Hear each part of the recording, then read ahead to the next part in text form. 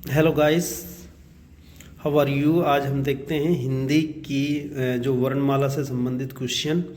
तो इसमें देखें, पहला क्वेश्चन है हिंदी की सा ध्वनि है। तो सा ध्वनि में आप लोग देखते हैं कि सा ध्वनि कौन सी है, मूर्धन्य है, तालव्य है या दंते या ओष्ठी है। तो बताइए जल्दी से। तो चूंकि आप लोग सा जो अक्षर है वो आपका संघर्षीय है, तो आपका आएगा सा। तो सा किससे बोला जा रहा है? आपका तालव्य से। किससे बोला जा रहा है? तालव्य से। तो चलते हैं अगले क्वेश्चन के लिए। इसके बाद दूसरा क्वेश्चन देखते हैं। तो दूसरा क्वेश्चन हमारा है, निम्नलिखित में से अर्ध स्वर कौन सा है? तो अर्ध स्वर कौन सा है देखेंगे, या पा अक्सा या अग्ग। तो हमारा जो अर्ध स्वर है वो या है। कौन सा है? या। तो या हमारा अर्ध स्वर है। चलिए आगे चलते हैं। आगे चलते हैं और देखते हैं किस वर्ग का उच्चारण स्थान कंठ और तालुव्य है। देखिए, जो कंठ से बोले जाते हैं और तालुव्य से। तो यहाँ देखेंगे हम, इसमें हा है, छा है, ओ है, ए है। तो इसमें देखें आप लोग, आपका कौन सा है? तो ए। ए, ठीक है। तो ए आपका जो है हमारा कंठ तालु है, और ये हमारा स्वर है दीर्घ स्वर। तो आगे चलते हैं।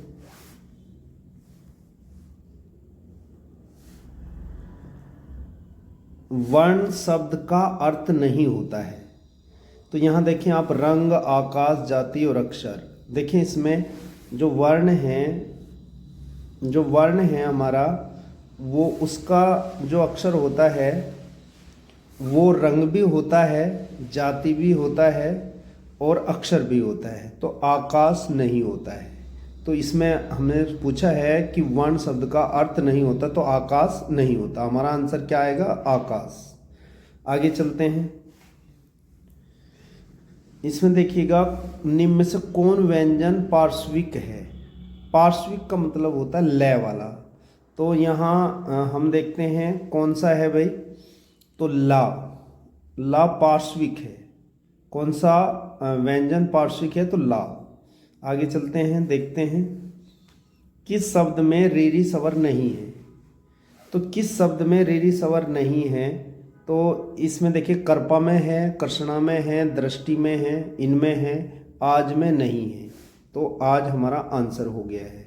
आगे चलते हैं फ्रेंड्स। ये क्वेश्चन एज इट इज आएंगे, थोड़ा सा आप लोग इसे देखेंगे तो आपको ये एग्जाम में ऐसे ही मिलेंगे। हिंदी वर्णमाला में अंग और आ क्या है? तो इसमें आपका आंसर होगा स्वर, व्यंजन, अयोग व संयुक्त व्यंजन। तो इसमें ना तो ये स्वर है, ना व्यंजन है, ना संयुक्त व्यंजन है, ये अयोग वह है। चलिएगा आगे देखिएगा, किन ध्वनियों को अनुस्वर कहा जाता है? स्वर के बाद के आने वाली नासिक की ध्वनियाँ, स्वतंत्र रूप से उच्चारित ध्वनियाँ, स्वर के साथ आने वाली ध्वनियाँ और व्यंजन के बाद में आने वाली ध्वनियाँ। तो अनुस्वर कहा जाता है, आंसर है स्वर के बाद आने वाली अनुनासिक के ध्वनियाँ, ये इसका आंसर है। इसके बाद आप आगे देखते हैं। नेक्स्ट क्वेश्चन है, निम्नलिखित में कंठे ध्वनियाँ कौन सी हैं? तो कंठे ध्वनियाँ आप लोग देखें, कंठे ध्वनि और खा, का और खा कंठे ध्वनियाँ हैं। आगे चलते हैं। हिंदी शब्दकोश में अंग और आ किस वर्ण के साथ आता है? तो किस वर्ण के साथ आता है अंग और आ? तो ये ए के साथ। किसके साथ आता है? ए के साथ आता है। तो आपका आंसर बी रहेगा। इसके बाद आगे चलते हैं। अयोग वहा कहा जाता है। तो अयोग वहा कहा जाता है विसर्ग को, महाप्राण को, संयुक्त व्यंजन को, अल्पप्राण को। तो अयोग वहा कहा जाता है आपके विसर्ग को कहा जाता है। इसके आगे देखते हैं, निम्नलिखित में से उच्चारण स्थान के आधार पर मूर्धन्य व्यंजन बताएं। देखिए मूर्धन्य व्यंजन वो होता है जिसमें जीभा जो है ऊपर की ओर मुड़कर साउंड पैदा करती है। तो इसमें आपका चा छा जा झा होता है, तो आपका होगा जा टा ठा डा ढा, तो आपका आ जाएगा सी ऑप्शन टा ठा डा ढा, तो ये आ जाएगा टा वर्ग में। आगे चलिएगा, वा का उच्चारण स्थान क्या है?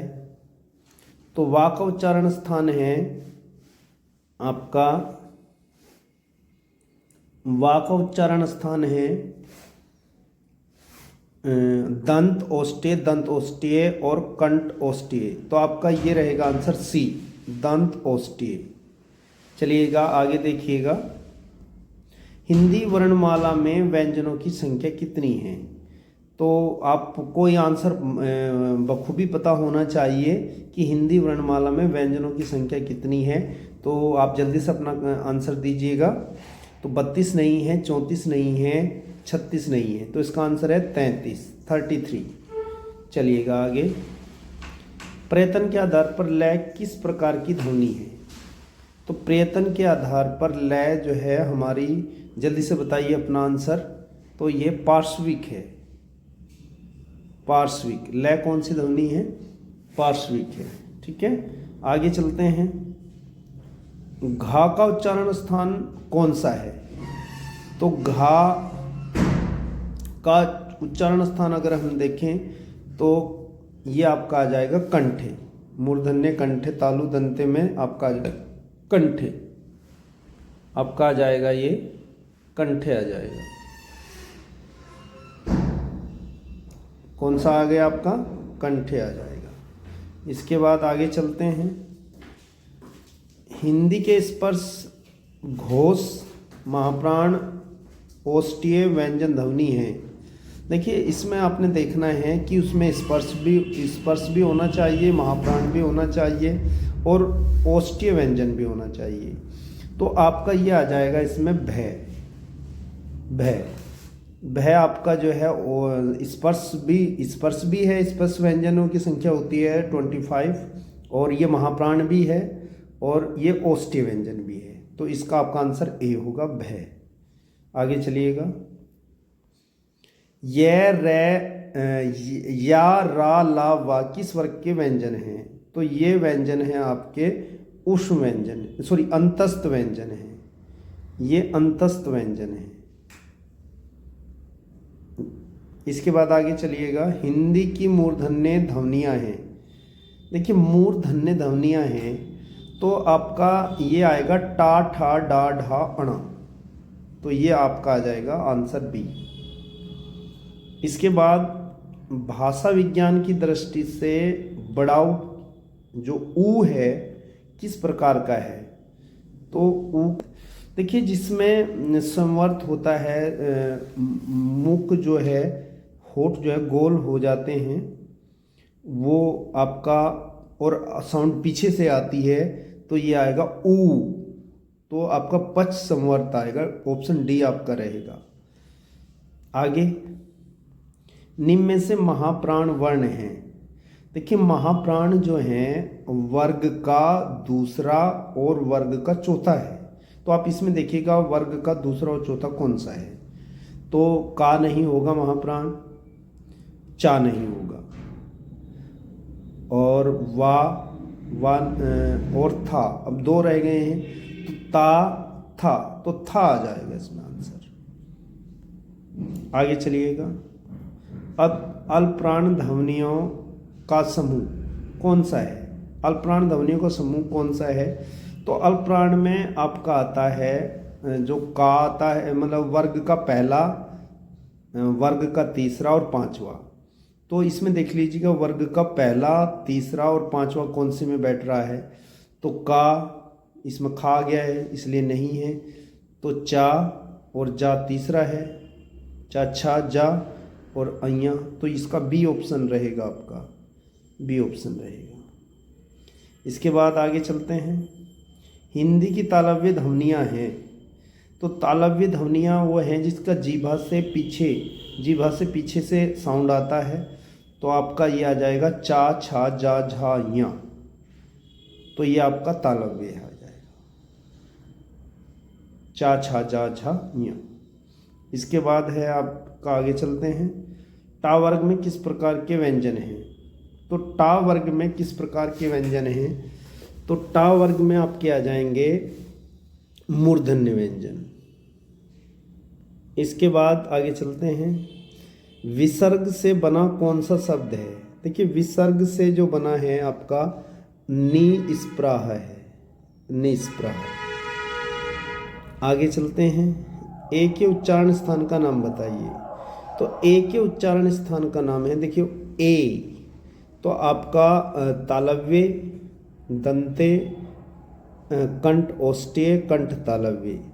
तो ए तो आपका एक कंठ तालव्य हो जाएगा, कंठ तालव्य हो जाएगा। आगे चलते हैं,